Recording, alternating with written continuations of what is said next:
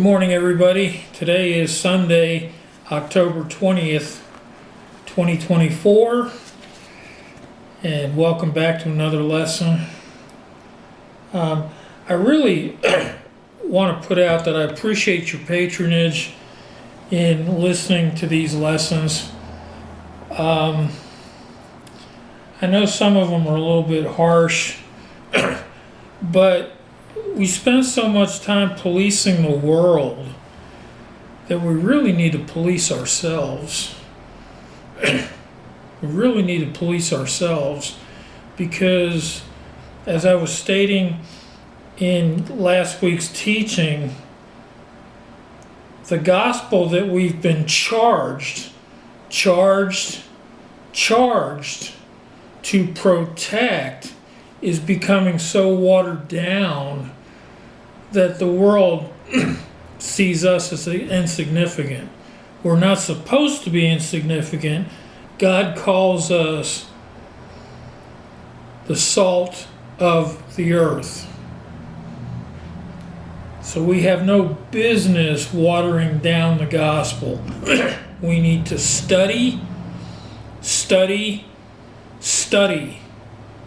Word of God. Let's start off with a word of prayer, shall we? Heavenly Father, we thank you as always for the truth of your Word. God, I thank you for each and every Christian whose heart is just so on fire for learning more and more about you, that they could go out and tell others also. We thank you for their heart, Father. We thank you for their walk.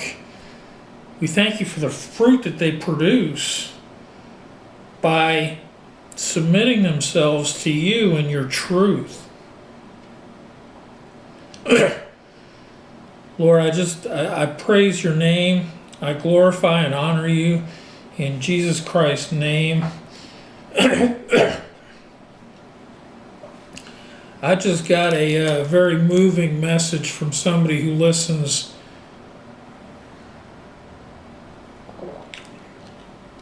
to these messages.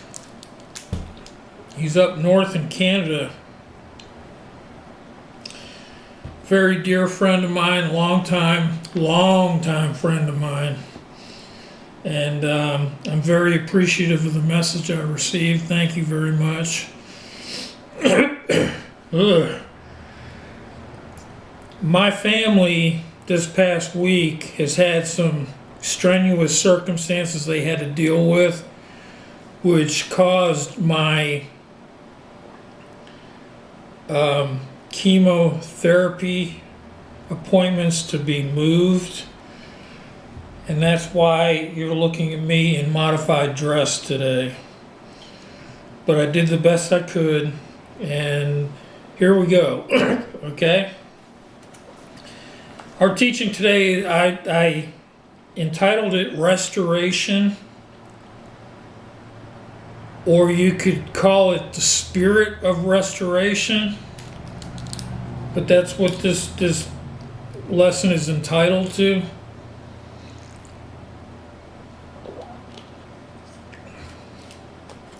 Chemo does this to my voice, so I do apologize. So, from Strong's Concordance, the word restore can be found on page 874.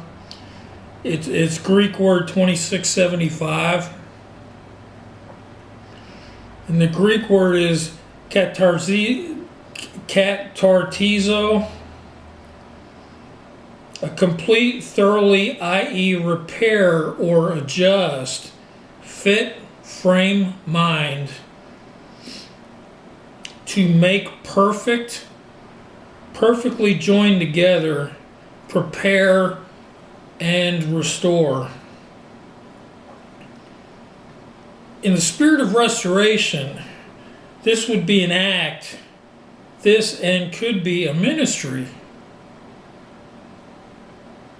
You look at the 5 gift ministries in Ephesians.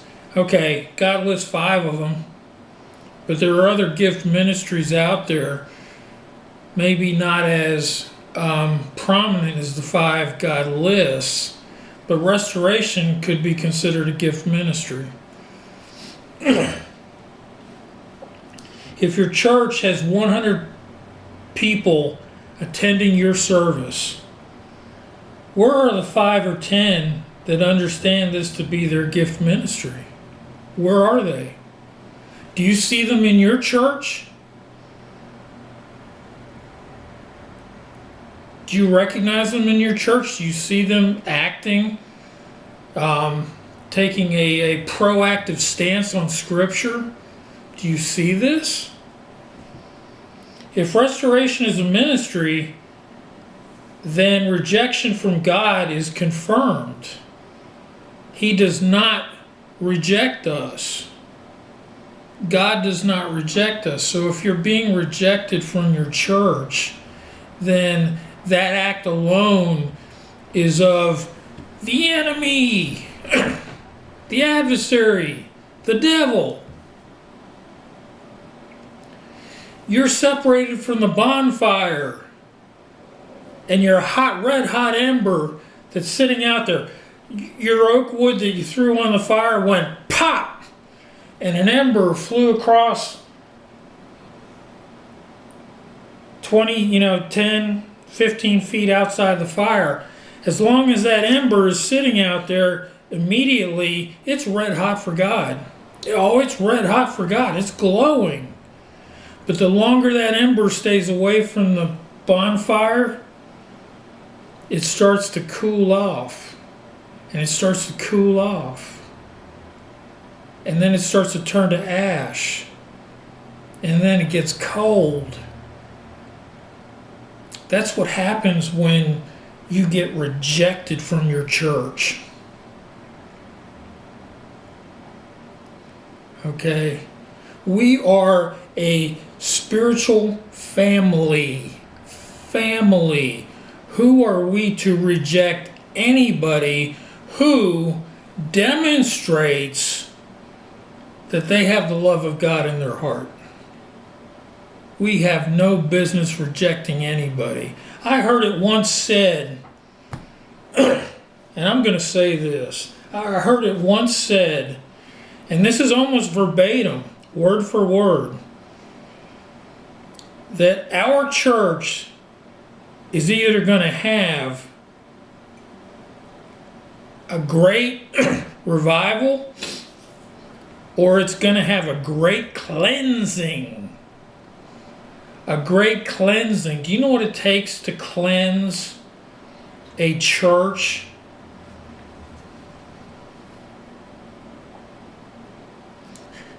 Tell you what, it doesn't take man.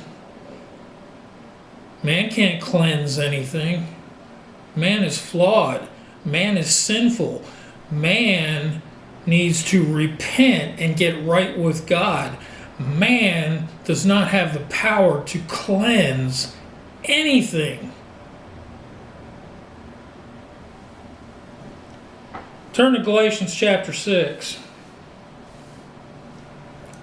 Galatians chapter 6, we're going to start there.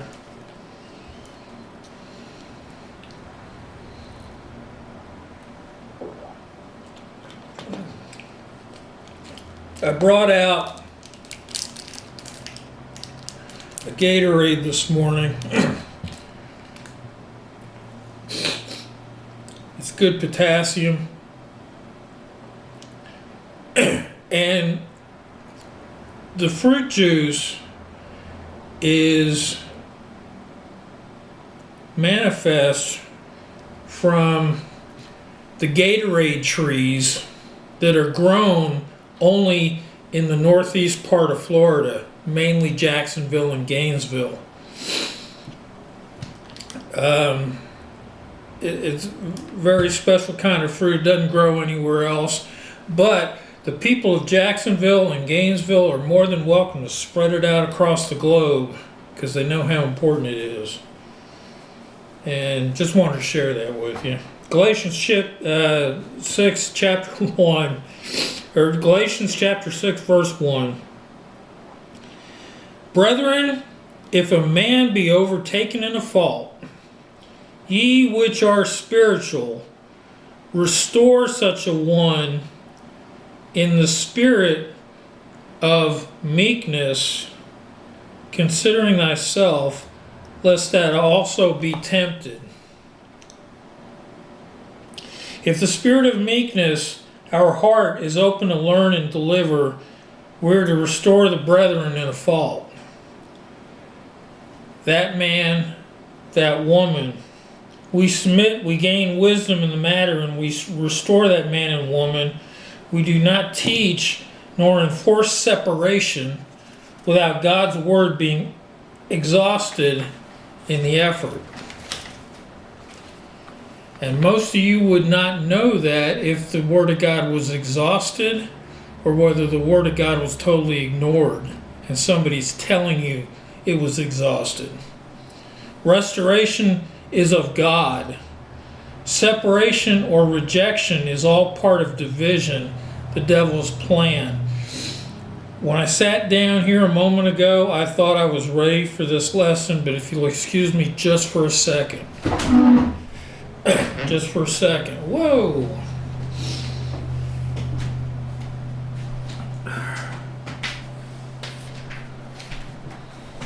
I forgot I left that up there.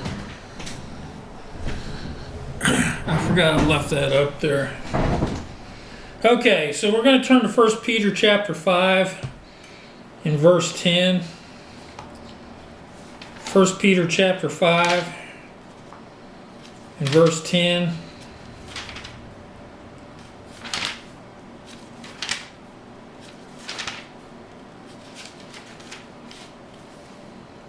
This is Nathan's favorite book of the Bible, the first and second epistle of Peter. He's a trip. He loves Peter.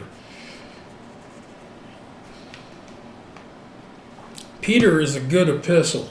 Peter is a very powerful epistle.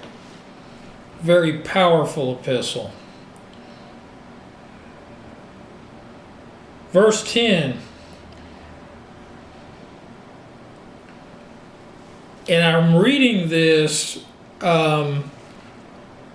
because in your King James Version Bible, I want you to get a better understanding as to what's being said in this verse.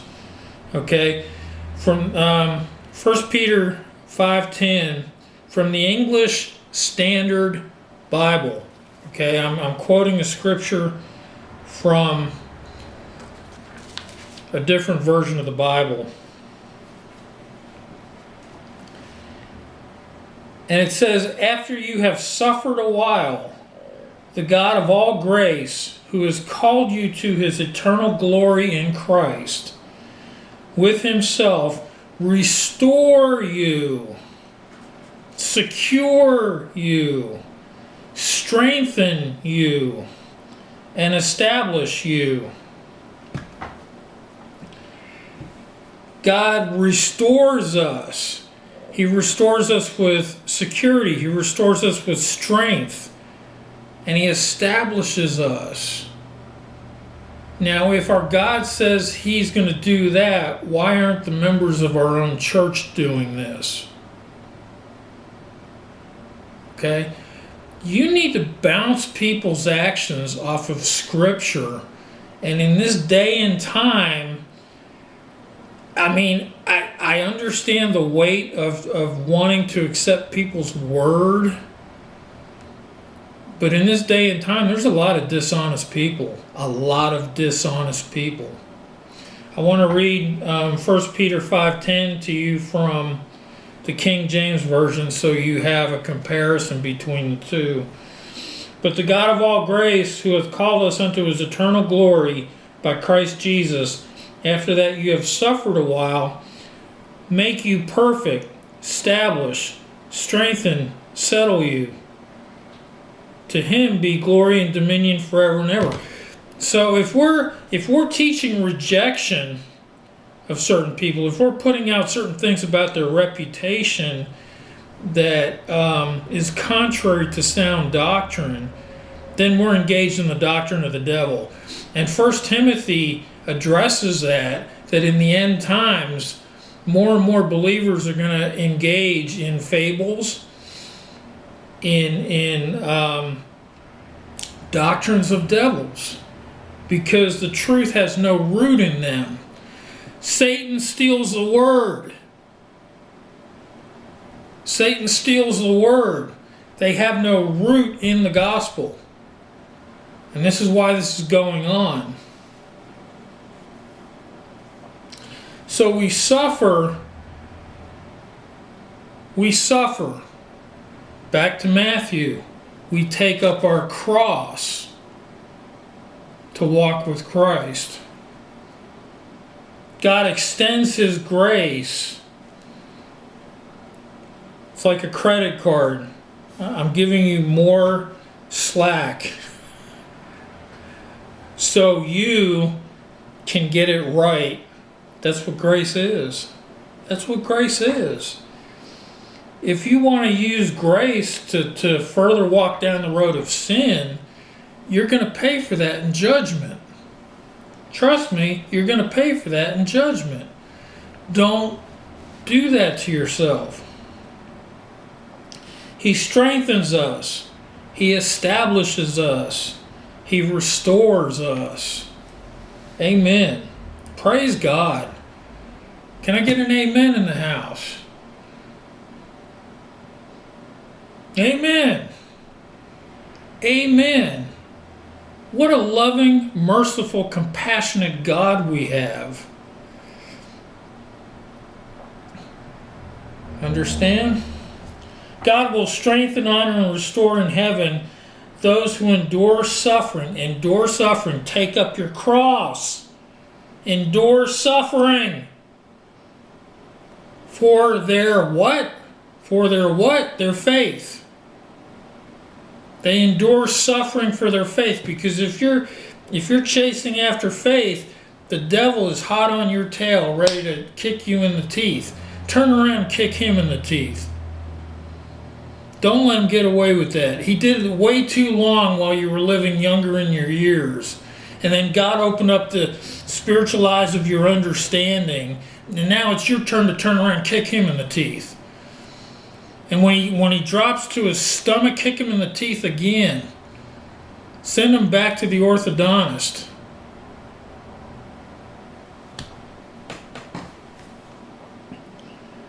So God calls the pain and suffering we go through as a light affliction. If you want to see the scriptural reference to that one, that's 2 Corinthians chapter 4, verse 17.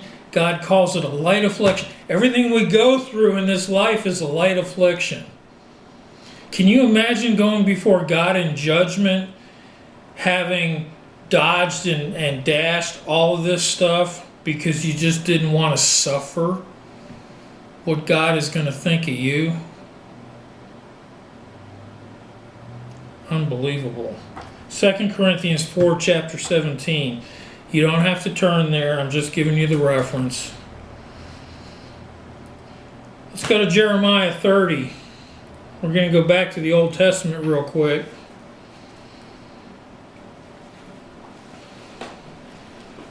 I love this Holman Study Bible.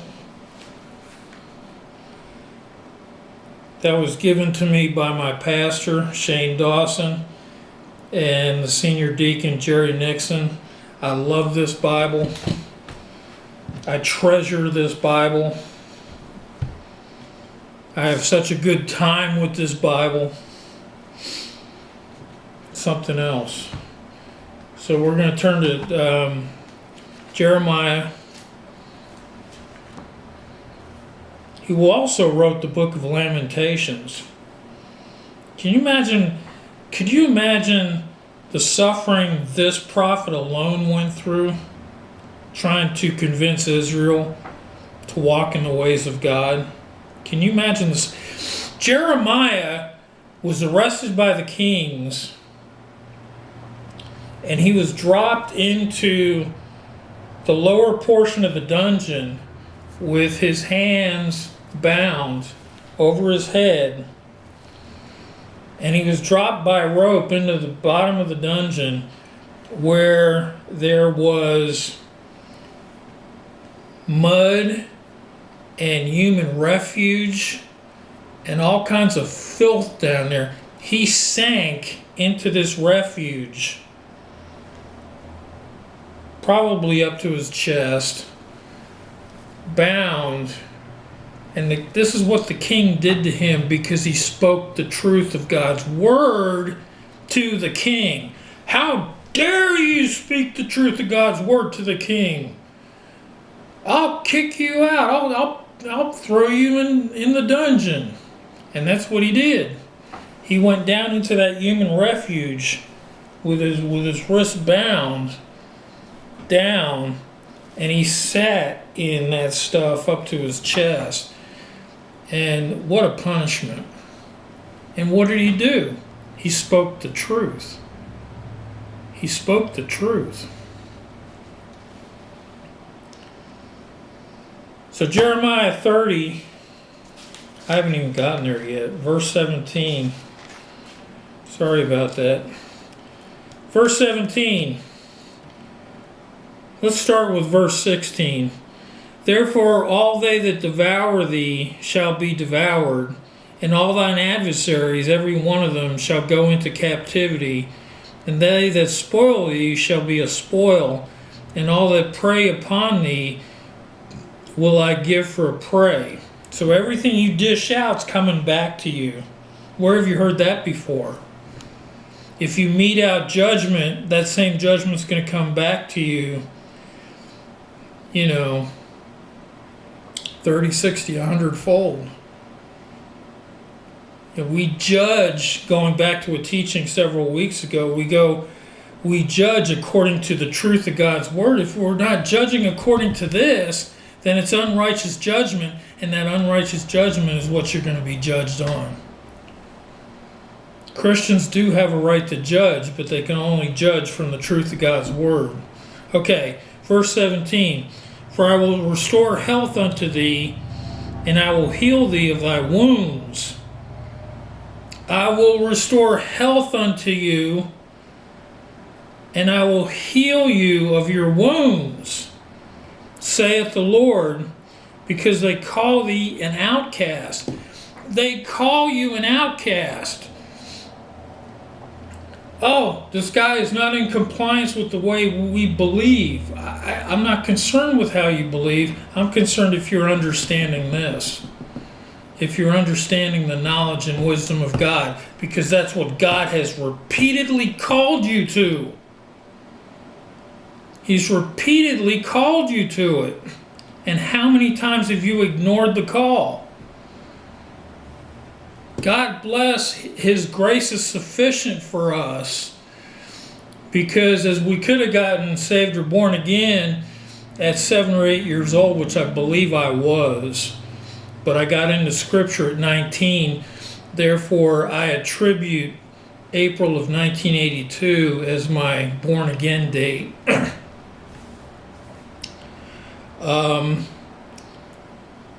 I could have gotten born again at the age of 7 or 8. I probably did, but I've got nothing to back that up with except my own experiences.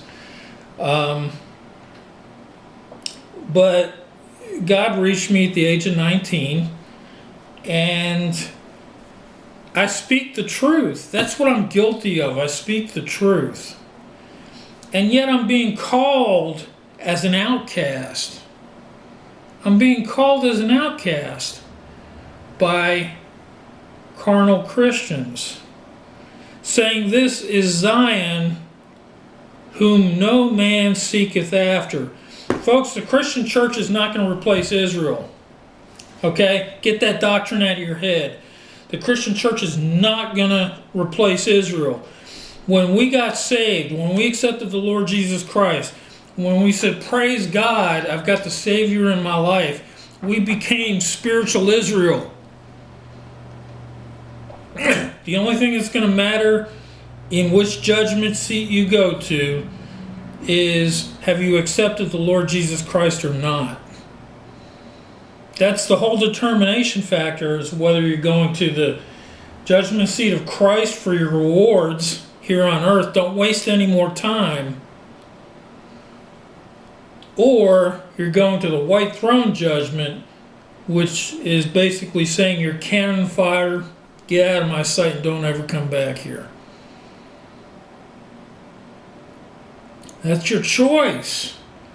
Many in Israel, the flesh and blood Israelis, are having that veil of Moses lifted off their eyes, and they're coming to the Lord Jesus Christ and accepting Him. We are spiritual Israel.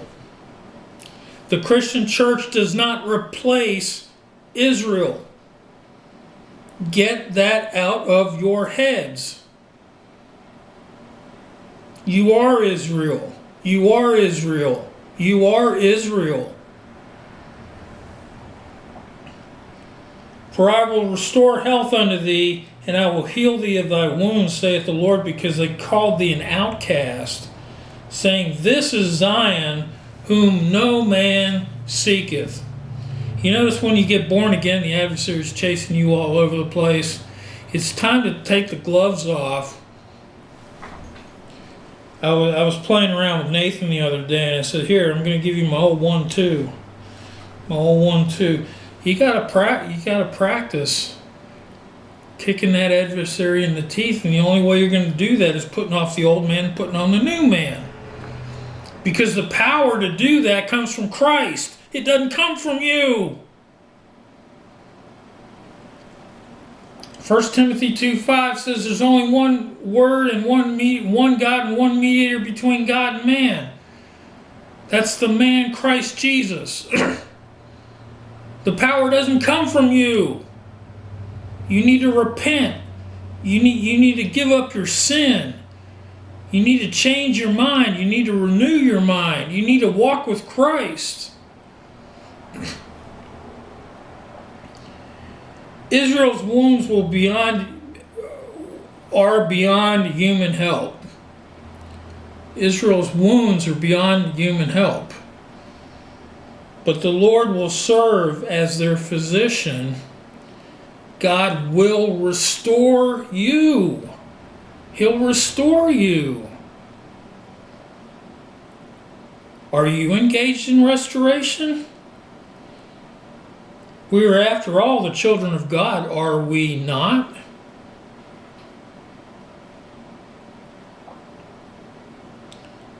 We all ought to have a solid knowledge of the good things that God required. That God required a solid knowledge of the good things that God required. You could look up Psalm 14:1, Psalm 14:3, and Psalm 37:3 for reference points to that. God's interest is not in the offering, but the offerer. He's not interested in the offering, He's interested in the offerer. Remember in the Gospels it says, before you go and lay your gift on the altar, go back and be reconciled to your brother. You have no business approaching the altar unless all that garbage that you keep hiding is addressed and tossed out where the garbage belongs, in the dump, in the trash cans. God's interest is not in the offering, but the offerer. He's interested in you. He's interested in you. He's interested in you. He's interested in me.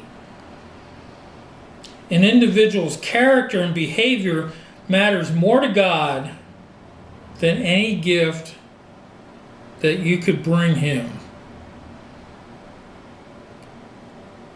I desire mercy and not sacrifice. Lord, have mercy. Why can't we get these principles? They're simple to understand. People are to act justly under God's standards. We're to act justly under God's standards. Who stated that? The prophet Micah, chapter 6, verse 8. I have shown you what is good, O man, and what is just, but to walk with mercy, with justice, and humbly with your God. Micah 6:8. I'm going to read to you Psalm 37:3, which is in the tail end of that list of scriptures I just gave you. Trust in the Lord and do good, so shalt thou dwell in the land, and verily thou shalt be fed. Thou shalt be restored. God restores. God's children ought to restore. We're supposed to be the reflection of the character and personality of God. This is what God is saying about himself. Why don't we see this in the church? Where is it? Why do we continue to just pat ourselves on the back and not engage in the things that God wants you engaged in? We teach spiritual warfare, but we won't teach the people how to engage in it. So that's insanity. Just insanity. So that's my teaching on restoration. God is a restoring God. God wants to restore you. God wants to restore me. Let him do it. He's eager to do it. He wants to do it. He will do it if you put forth that spiritual effort to reflect his character. He will restore you. Heavenly Father, we thank you for the disciples that checked in and are listening to this. We thank you for their lives. We thank you for their families. May they continue to add these things to their spiritual tool bag and go out and reach others also with the message. Father, we want to speak in truth. We want to walk in truth. We don't want to compromise on your gospel. We don't want to water it down. We want to tell it like it is. Because we are here at this time in history to get the last of the Christians to open up their eyes and accept the Lord Jesus Christ and go on to their glory. Father, I lift up again those disciples. I thank you for their lives. I thank you that you keep your hedge of protection around they and their families. Father, keep your hedge of protection around them as they go about their work week this week. And we just praise, honor, and glorify the God and Father of the Lord Jesus Christ, who is so good to us.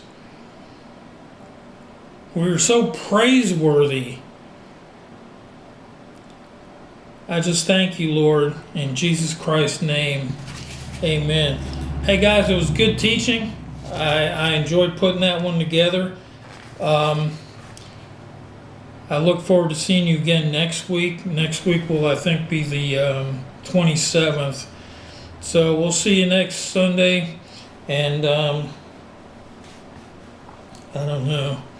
I don't think I'll have this on me. But take care of yourselves and have a good work week. Take care.